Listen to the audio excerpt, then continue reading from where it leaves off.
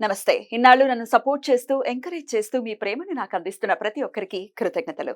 అలాగే ఈ వీడియో కూడా ఖచ్చితంగా మీకు ఉపయోగపడుతుంది. లైక్, షేర్ అండ్ సబ్స్క్రైబ్ చేసి మీ సపోర్ట్‌ని నాకు అందించండి. అలాగే ఈ వీడియో పట్ల మీకున్న అభిప్రాయాన్ని కామెంట్ సెక్షన్‌లో కామెంట్ చేసి తెలియజేయండి. ఇప్పుడు వీడియోని చూద్దాం. జీవితంలో రకరకాల సమస్యలతో బాధపడుతున్నారా?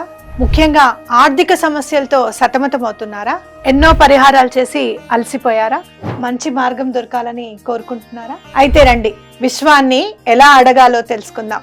లా ఆఫ్ అట్రాక్షన్ క్లాసెస్ మీకోసం మన ఛానల్లో. వివరాల కొరకు సంప్రదించండి.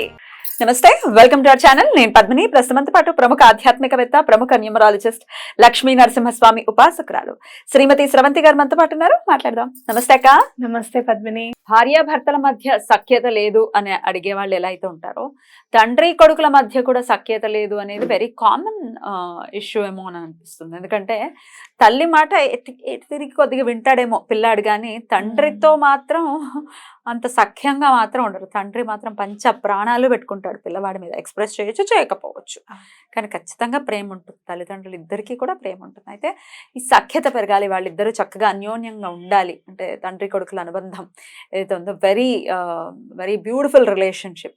వాళ్ళు చక్కగా ఉండాలి. ఆ బిడ్డ తండ్రి మాట వినాలి అని అంటే ఎట్లా ఏదైనా మంచి రెమెడీ ఉందా, ప్రత్యామ్నాయం ఉందా దీనికి? నాకు ఇప్పుడు చూస్తే కనుక మన సీతారామ శాస్త్రి గారు రాసిన పాటలు గుర్తుకొస్తుంది. స్వాతిముత్యంలో ఆయన చూడు ఎంత బాగా రాశారు. విన్నప్పుడు అది చదివినప్పుడు మనకి తల్లి బాధ ఏంటి అనేది క్లియర్ గా అర్థమవుతుంది అనమాట. సున్ని పిండిని నలిచి చిన్నారిగా మలచి సంతసాన మునిగింది సంతులేని పార్వతి, సుతుడన్న మతి మరచి శూలాన మెడ విరిచి పెద్దరికము చూపే చిచ్చుకంటి పెనిమిటి, ప్రాణపతినంటుందా బిడ్డగతి కంటుందా, ఆ రెండు కళ్ళల్లో అది కన్నీటి చితి, కాలకూటము కన్నా ఘాటైన గరళమిది, గొంతునులిమే గురుతై వెంటనే ఉంటుంది. అటు భర్తకి చెప్పలేక ఇటు పిల్లవాడికి చెప్పలేక సతమతమైపోతుందంట ఇల్లాలు. అయితే ఇవన్నీ కూడా ఆటుపోటు ఘటనలివి, ఆట విడుపు నటనలివి, ఆదిశక్తివి నీవు అంటవు నిన్నేవి, నీ బుజ్జి గణపతిని బుజ్జగించి చెప్పుతున్నా కంచికెళ్ళిపోయేవే కథలన్నీ. ఇక్కడ మనం తెలుసుకోవాల్సింది ఏంటి అంటే, తండ్రి ఏదో ఆ వయసుతోనో లేకపోతే నేను పెద్దవాడినన్న అధికారంతోనో, లేదు అంటే కనుక నేను ఇలా ఉంటే తప్పించి ఇల్లు సరిగ్గా నడవదు, ఇంత స్ట్రిక్ట్గా ఉండాలి అనే అభిమతంతోనో గట్టిగా మాట్లాడినా కూడా పిల్లవాడు సర్ది పెట్టుకోవాలి అనేది ఖచ్చితంగా కనిపిస్తుంది మనకి. ఆ శూలాన మెడవిర్చినా కూడా గణపతి మళ్ళీ తల్లిదండ్రులే ఆయనకి మిగతా ఏ నదుల్లో స్నానం ఆచరించాల్సింది వచ్చినా వాళ్ళ చుట్టూరా నేను ప్రదక్షిణం చేస్తే చాలు, అన్నీ నేను గెలిచిన వాడిని అవుతాను అని చెప్పి నమ్మకంతో ఆయన అమ్మవారి చుట్టూరా తిరగలే, అయ్యవారి చుట్టూ కూడా తిరిగాడు, చక్కగా గణాధ్యక్షుడయ్యాడు. కాబట్టి ఏదైనా కోపం ఉండని, ఏదన్నా ఉండని, తండ్రి మీద కోపం పెట్టుకోకుండా మాట్లాడి కూర్చుని మాట్లాడుకుందాం నాన్న, అసలు అలా మాట్లాడుకోరక్క. తండ్రి కొడుకులు మాట్లాడుకోవటం కూడా అరుదుగా ఉంటుంది, కానీ కొంతమంది చాలా క్లోజ్ గా ఉంటారు. ముచ్చటేస్తుంది అలాంటి పిల్లల్ని చూస్తుంటే.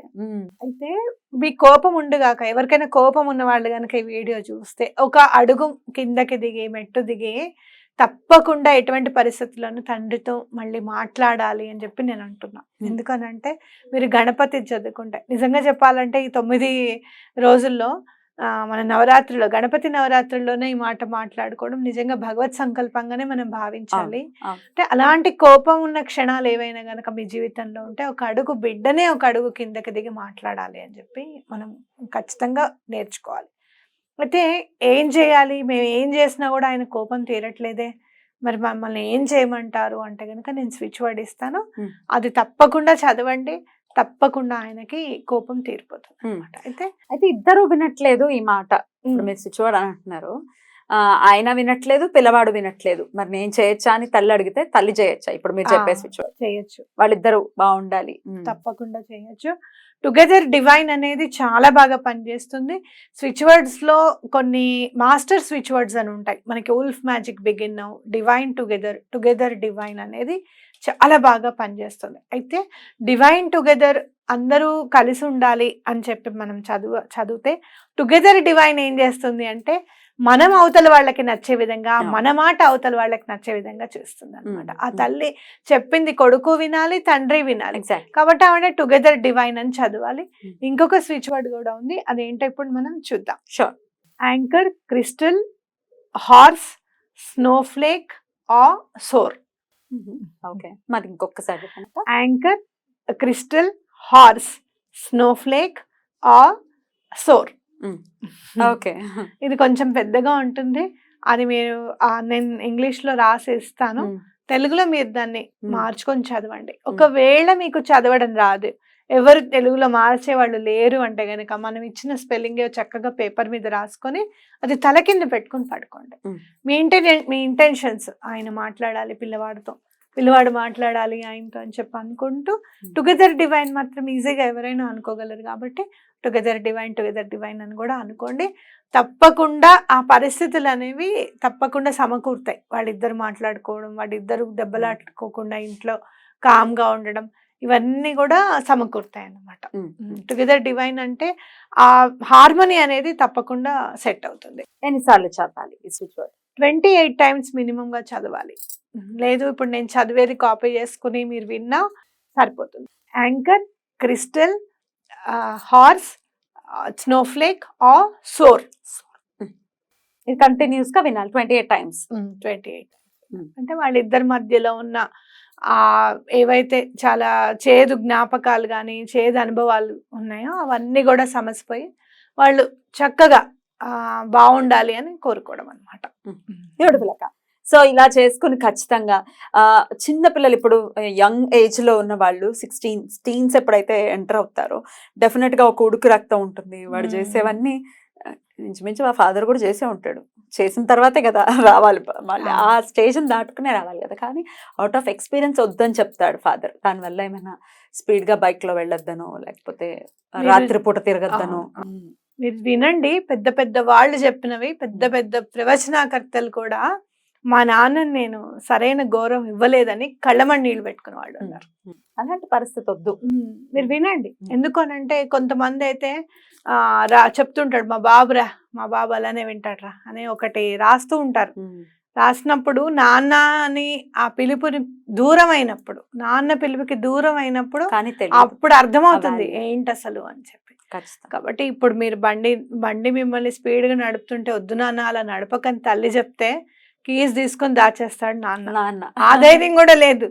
నేను చెప్తే వాడు విని నెమ్మదిగా నడుపుతాడు అనే ధైర్యం కూడా లేదు ఆయనకి. అంత ఇష్టం మీరంటే అది. కాబట్టి అది అర్థం చేసుకోవాలి తప్పకుండా. కరెక్ట్. అది ఎప్పుడైతే అర్థమైపోతుందో ఆయన కోపాన్ని వెనుకుందంతా కూడా అర్థమైపోతుంది. కష్టపడి పెంచుతాడు తండ్రి, ఇంత కష్టపడి పెంచుతుంది తల్లి, కానీ తెలియకుండా కష్టమే తెలియదు పాపం నాన్న కష్టం. తనికెల భరణి గారు అన్నట్టు ఎందుకో వెనకబడ్డాడు నాన్న అని అంటారు. నిజమే వెనకబడ్డాడు, కానీ వెనకుండి నుంచున్నాడు మన కోసం, వెన్నుపూసై నుంచున్నాడు. ఆయనకి గౌరవం ఇవ్వాలి, ఇచ్చి తీరాలి. పిల్లలు అలా మారాలి ఖచ్చితంగా. వాళ్ళకి ఇప్పుడు చెప్పినా కూడా అర్థం కాదు, చిన్న వయసు కదా, అర్థం కాదు. పెద్ద పెద్ద వాళ్ళకే ఉంటాయి కోపాలు, జాబ్ చేసుకుంటూ ఉంటే. మా నాన్న అంటే మాకు అంత లేదండి, మా నాన్న చిన్నప్పటి నుంచి మాతో సరిగ్గా మాట్లాడలేదనో, క్లోజ్ గా ఉండలేదనో, ఎలా అన్నా ఉండదు. ఆయన నాన్న నీకు జన్మనిచ్చాడు, అజ్జాలు ఇంకేం చేసినా చేయకపోయినా ఆయన ఏం చేయలేదండి. ఆయన మేము పుట్టినప్పటి నుంచి ఆయన తాగడం తప్ప ఏమీ చేయలేదండి, ఆయన చాలా ఎక్కువగా తాగుతూ ఉండేవాళ్ళు అని. ఏమైనా కానీ జన్మనిచ్చాడు కదా, అది చాలు. ఎగ్జాక్ట్. ఇంక ఏదైనా నువ్వు తప్పులేంచే పరిస్థితి లేదు, అనవసరం. నీ గౌరవం నీవు ఇవ్వాల్సిందే.